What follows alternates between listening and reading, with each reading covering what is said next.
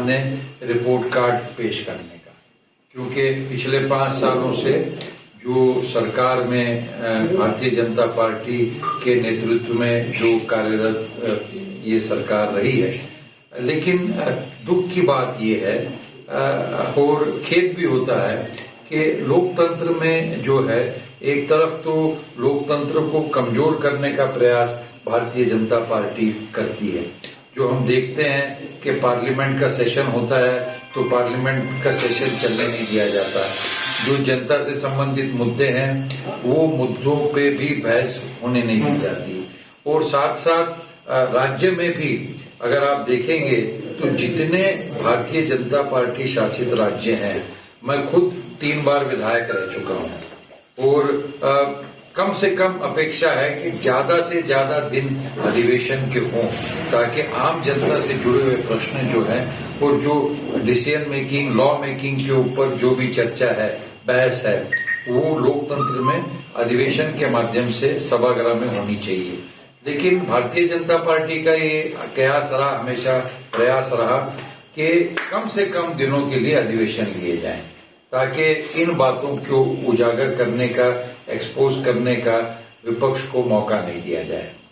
और आज जब हिमाचल में हम चुनाव में जा रहे हैं, महीना बचा है, किसी भी वक्त कोड ऑफ कंडक्ट लग सकता है, तो पूरे पिछले 3, 4, 6 महीनों से आप देख रहे हैं कि जो कभी नहीं हुआ वो सरकारी पैसे पे, जनता के पैसे पे लूट मचाई जा रही है। कि जो भारतीय जनता पार्टी किसी नाम से जो है स्टेज पूरा तैयार किया जाता है, बड़े बड़े खर्चीले मंडप तैयार किए जाते हैं, सरकारी बसों में लोगों को जबरदस्ती लाया जाता है और जो विभिन्न योजनाओं लोगों तक पहुंचाने का दायित्व किसी भी सरकार पे रहता है और वो उनका फर्ज है, कोई मेहरबानी नहीं है।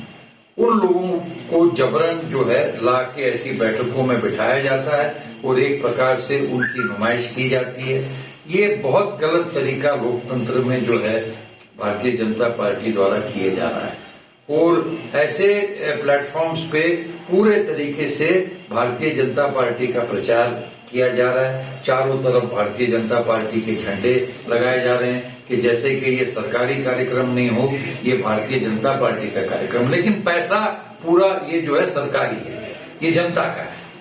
फिर चाहे सम्मानीय मुख्यमंत्री जी की रैली हो या सम्मानीय प्रधानमंत्री जी की रैली, और वो भी दुख की बात यह है कि जब हमारे पत्रकार भाई, मैं बधाई देना चाहता हूं आप लोगों को, जब सतर्क रहते हैं और मंडी जैसे रैली पूरे तरीके से सरकारी तंत्र, यंत्र, मंत्र खर्चा करके भी जब फेल हो गई तो उसको प्रेस ने उजागर किया, तो प्रधानमंत्री जी के बिलासपुर रैली के पहले जो है पत्रकारों से कैरेक्टर सर्टिफिकेट मांगा गया।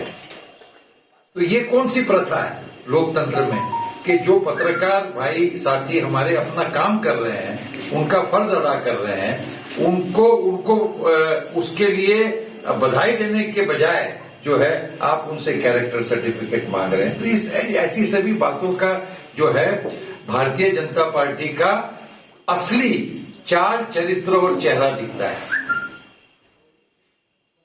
और आज जो है हमारी भूमिका स्पष्ट है कि हम इस चुनाव को जो है आम जनता से संबंधित जो प्रश्न है, महंगाई का प्रश्न हो, बेरोजगारी का प्रश्न हो, भ्रष्टाचार का प्रश्न हो और विभिन्न जो जनता से जुड़े हुए प्रश्न हैं, उसकी बड़ी यादी है, लेकिन मैं तो सिर्फ आपको 2-3 प्रश्नों का उदाहरण दे रहा हूं। इन मुद्दों पे हम चर्चा चाहते हैं और जिस तरीके से भगोड़े भाग जाते हैं मुख्य प्रश्नों से, उस तरीके से भारतीय जनता पार्टी के नेता अपने प्रचार में जनता से जुड़े हुए कोई भी प्रश्नों की बात नहीं रख रहे।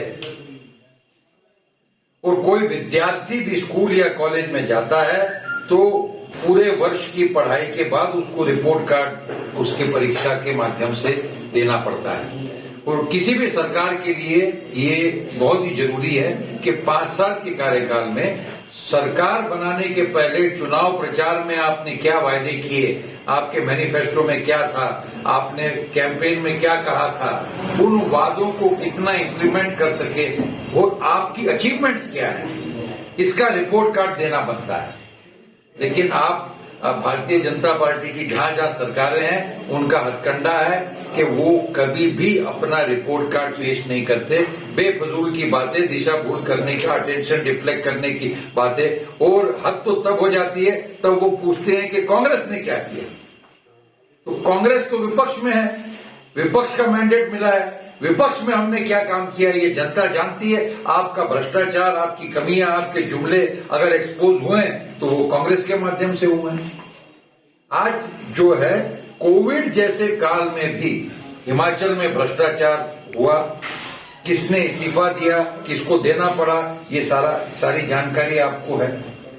और जो है डीमोनेटाइजेशन के वक्त सम्माननीय प्रधानमंत्री जी ने जो बातें कही थी कि ये डीमोनेटाइजेशन से जो है भ्रष्टाचार समाप्त हो जाएगा, ब्लैक मनी समाप्त हो जाएगा, टेररिज्म खत्म हो जाएगा, वही आंकड़े आज जो देश के सामने आए तो ब्लैक मनी का प्रतिशत पहले से 10 गुना बढ़ गया। टेररिज्म आज भी देश में हो रहा है। कोविड के काल के बारे में भी हमारा नेतृत्व राहुल जी ने जो है पूरे तरीके से सरकार को सतर्क किया था। लेकिन उस वक्त प्रधानमंत्री जी नमस्ते ट्रंप के स्वागत में लगे हुए थे और पहला कोविड तो बुरा हुआ क्योंकि उस वक्त सरकारी यंत्रणा ये समझ ही नहीं पाई कि ये क्या बीमारी है। लेकिन उससे खतरनाक दूसरा चरण कोविड का आया कि जब हमने देखा हजारों लोग मर नहीं गए, मारे गए, क्योंकि ऑक्सीजन की व्यवस्था सरकार नहीं कर पाई। और कोविड के काल के बाद जो है कोई भी सरकार की तरफ से जो लोग अफेक्ट हुए, जो विक्टिम्स हुए, उनको मदद करने की पहल ना केंद्र भारतीय जनता पार्टी सरकार ने की, ना राज्य में भारतीय जनता पार्टी सरकार ने की। और आज सवाल ये खड़ा होता है कि ये क्या बात है कि पूरी यंत्रणा सरकार की कुछ गिने चुने पूंजीपतियों को मजबूत करने में, ताकत देने में और ज्यादा रईस करने में लगी है। 2014 में मैं एक उदाहरण देना चाहता हूं आपको। 2014 में जब मोदी जी की सरकार नहीं बनी थी, उस वक्त जो आज ये अडानी जी हैं, जो आज विश्व में नंबर 2 के सबसे रिच इंडस्ट्रियलिस्ट माने जाते हैं, वो उस वक्त उनके जो है रिचनेस इंडेक्स का नंबर था 543 और 543 से वो आज 2 नंबर पे आ गए विश्व में। तो पूरी ताकत और पूरी शक्ति जो है ये सरकार की इन गिने चुने पूंजीपतियों को और रईस करने में लगी। और जबकि हालात देश के ऐसे हैं कि कोई भी सरकार की सफलता बिलो पॉवर्टी लाइन से लोगों को ऊपर उठाने की होती है, लेकिन इस सरकार ने तो मध्यम वर्ग, मिडिल क्लास को भी बिलो पॉवर्टी लाइन धकेल दिया। तो क्या अचीवमेंट है? आज मैं जो है आपको बताना चाहता हूं कि मैं पिछले 1.5 साल से प्रभारी लगा हूं, पूरे हिमाचल में मैं घुमा हूं। इतनी खराब हालत सड़कों की मैंने शायद ही किसी प्रदेश में देखी होगी। पर खैर, लोग कहते हैं कि इस बारे में तो सम्मानीय मुख्यमंत्री जी को दोष दे नहीं सकते क्योंकि वो तो बेचारे हेलीकॉप्टर में ही घूमते हैं,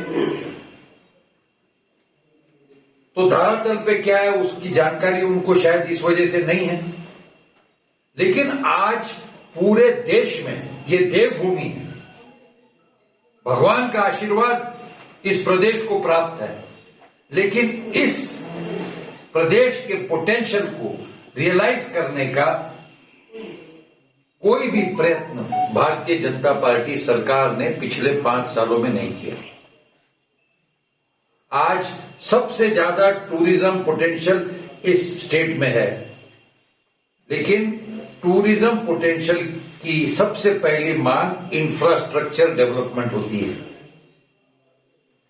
एयरपोर्ट जो है हालत अभी मैंने कहीं पढ़ा कि कुल्लू के या शिमला के फ्लाइट शुरू होने वाले हैं या पिछले 8-10 दिन पहले शुरू हो गए, लेकिन पूरे कार्यकाल में बंद रहे। और उड़ान योजना ये कैसी योजना है जिसका प्रचार तो ढिंडोरा पीट के किया गया, लेकिन दिल्ली से शिमला आने की या दिल्ली से कुल्लू जाने की टिकट 25,000 से कम से नहीं मिलती। तो कौन मध्यम वर्ग 25,000 का टिकट खरीद के दिल्ली से कुल्लू या दिल्ली से शिमला आ सकता है? और जो इसमें मंडी में एयरपोर्ट बनाने की बात की थी, वहां तो पिछले 5 साल में जमीन भी ईयरमार्क करके एक्वायर नहीं कर पाए। तो कौन सा एयरपोर्ट बना?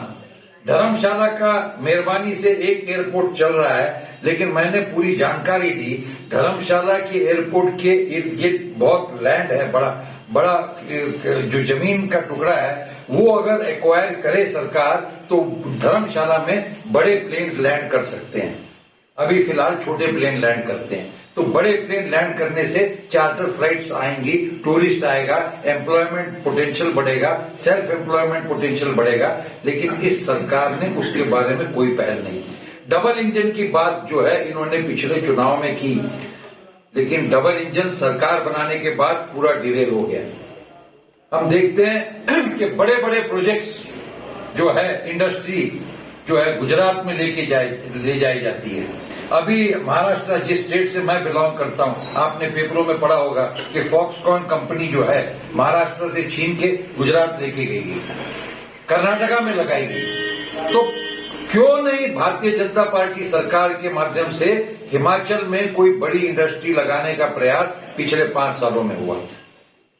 हमने पिछले लोकसभा के जो मंडी का बाई इलेक्शन हुआ और फतेहपुर अर्की और जुबल कोटखाई का असेंबली का बाई इलेक्शन हुआ, उस दरमियान हमने देखा कि मुख्यमंत्री जी जो है रोज नई घोषणाएं करते थे कि आज ये करेंगे वो करेंगे। चुनाव को प्रभावित करने का भरघोस प्रयास उनसे हुआ। विधायक मैं भी रहा हूं, हमारे कई साथी यहाँ विधायक बैठे हैं। घोषणा करने का अधिकार मुख्यमंत्री को जरूर है, लेकिन घोषणा तब फलस्वरूप प्राप्त करती है जब उसके पीछे बजटरी प्रोविजन हो। और मुख्यमंत्री जी ने कोई भी घोषणा का बजटरी प्रोविजन नहीं करने की वजह से उसकी अमल इम्प्लीमेंटेशन नहीं हो पाई। और अभी वही पिछले 2-3 महीनों से चल रहा है कि कहीं पे फीती काटने का काम चल रहा है, लेकिन काम अधूरा पड़ा है। कहीं पे नई घोषणाएं कर रहे हैं, ये जानते हुए कि इतने लाखों करोड़ रुपए जो है लोन का बोझा हिमाचल की जनता पे है। और खैर मुझे तो लगता है कि इन्होंने तय कर लिया है, मन इनका बन गया है कि सरकार उनकी बननी नहीं है, कोई उनकी जिम्मेदारी रहनी नहीं है, तो जो घोषणाएं हवा में कर सकते हैं कर लो। यही दृष्टिकोण दिख रहा है। इसलिए इस दिशा में हमारी पहल रहेगी। आज आप पिछले 5 साल से आप देख रहे हैं कि हिमाचल में जनता ने पिछले चुनाव में हमें विपक्ष में काम करने का मैंडेट दिया था, और वो काम बखूबी से कांग्रेस पार्टी संगठन ने जमीन पे और हमारे जो लेजिस्लेचर पार्टी है, जो हमारे सारे विधायक हैं, उनके माध्यम से हमारे जो विधायक के नेता हैं श्री मुकेश अग्निहोत्री जी, उन्होंने और सभी हमारे विधायक साथियों ने समय समय पे अधिवेशनों के द्वारा और विभिन्न मार्गों के द्वारा जो है सरकार की विफलताएं, जो है सरकार की जुमलेबाजी, सरकार का भ्रष्टाचार, सरकार का निकम्मापन, सरकार की जन विरोधी नीतियां, ये जनता के सामने उजागर की है। और कांग्रेस पार्टी संगठन ने भी हर मुद्दे पे जो है जनता के साथ खड़े रहे। हमारी प्रेरणा सूत्र जो है हमारी कांग्रेस अध्यक्षा आदरणीय सोनिया गांधी जी, हमारे नेता राहुल जी और प्रियंका जी रहे हैं, और उनके नेतृत्व में और मार्गदर्शन में जो है ये पूरा काम चला है। अब समय आ गया है, वो पहला चरण है, क्योंकि हमारा जो मैनिफेस्टो है वो मैनिफेस्टो भी लगभग अब तैयार होने की दिशा में है। उसमें भी हम और कुछ जो हमारी संकल्पनाएं हैं और जो हमारा संकल्प और वचन रहेगा आने वाले समय के लिए, मैं आपको बताना चाहता हूं कि इसमें हम धन्यवाद करना चाहते हैं हिमाचल की जनता का, क्योंकि ये पूरी प्रक्रिया हमने आम जनता और जो समाज के विभिन्न घटक हैं, जो विभिन्न वर्ग हैं, जो सभी सेक्शंस से राय मशवरा करके, चर्चा करके ये हमने बनाया है। और